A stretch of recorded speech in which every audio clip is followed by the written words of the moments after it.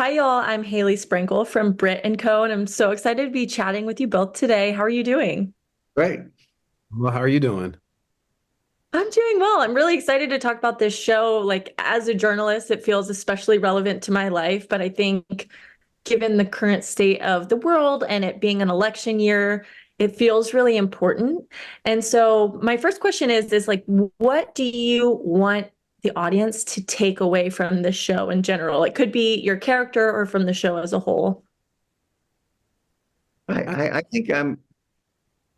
I think that I want people to, be of course entertained and see the kind of raucous behavior that goes on a campaign trail in a bus or in the hotel rooms or in the hotel bars.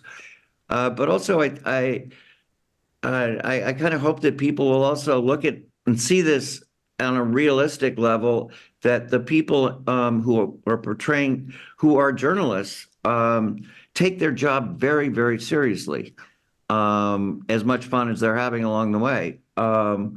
That they're really committed to getting the story out and the truth as they see it, or an unbiased truth. It comes at it from so many different points of view.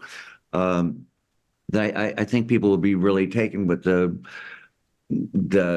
urgency, the contemporary quality that the show has.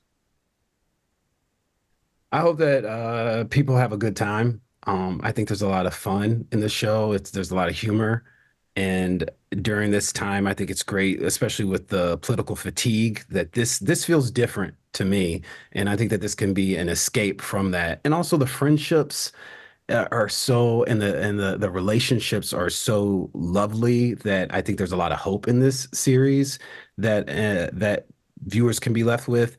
And I think in any sort of like relationship, you start to form these assumptions, these opinions. And I think a show like this could make people more curious about whether it is journalism, whether it's about politics, or whether it is about some of the themes that are brought up in the show. That'd be really, really awesome. Absolutely. And I think there's a big conversation in the show about objectivity and authenticity. And so, something I'm curious about with you both is when you feel like you're being your most authentic self. In the character, No, as you. well, gee, Haley, hmm, Right now. getting to, um, uh, I don't know. I think anyone, grapples, tries to be authentic and catches themselves when they're not, and they get that feeling that they're being disingenuous, but I don't know. I don't think there's a particular time that I'm aware of right now. I'd have to really think about this for a long time and get back to you at the actual moment where I feel at my most genuine, but authentic. But I hope for the most part I am. I love that. It's interesting. I have an accountability group, and we've been discussing this about how to get more authentic. And yeah, that's a great question. I personally, the first thing that popped up in my head is I do music, and so sometimes there's something about when I'm either writing a song or performing some of my most vulnerable songs that I do feel the most authentic in some way. So that's what popped up for me.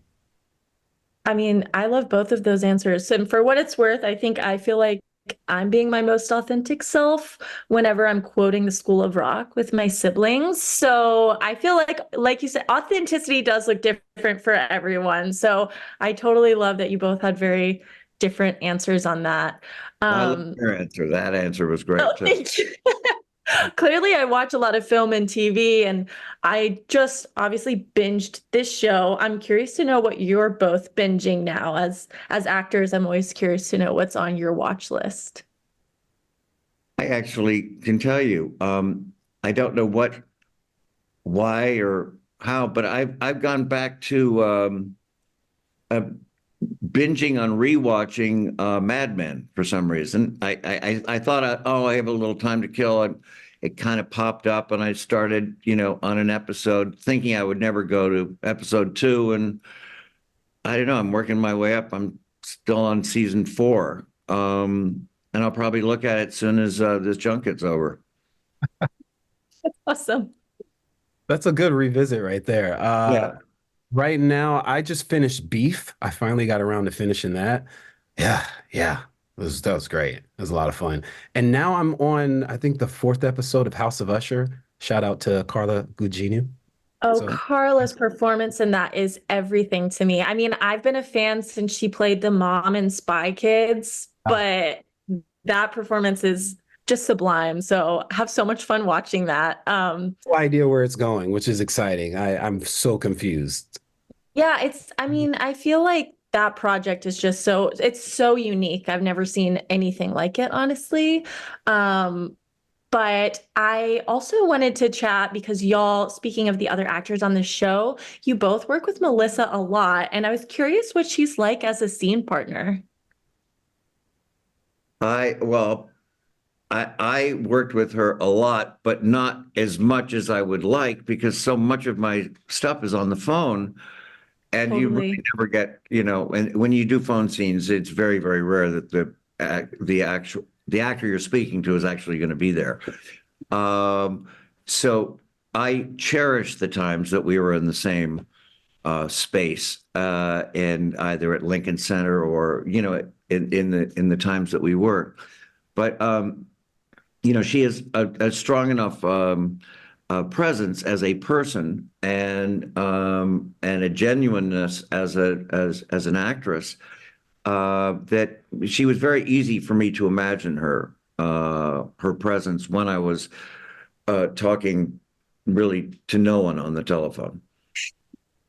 Okay, a good behind the scenes secret about phone scenes. What about you, Brandon? Yeah, she's so talented. She's so open. She's so collaborative. It was really easy to fall into these characters, and I think the characters are so well written, and their relationship is so deliciously messy that it was exciting to jump in. But also on another note, I'm trying to work more with Griffin. Talk about I didn't get a scene with Griffin, Yeah, so enough about Melissa. Let's talk about me and I Griffin. know. When the hell is that going to happen? We've come so We've actually close. worked on 3 series where we've never actually had a scene together. So That's somehow crazy. Okay, well, I'm manifesting this for you both. And Well, I'm so thank grateful you. for your time. Congratulations on this amazing project and just wishing you both the best. You too. Thank you. Awesome. Have a great rest of your day. So. Bye, y'all.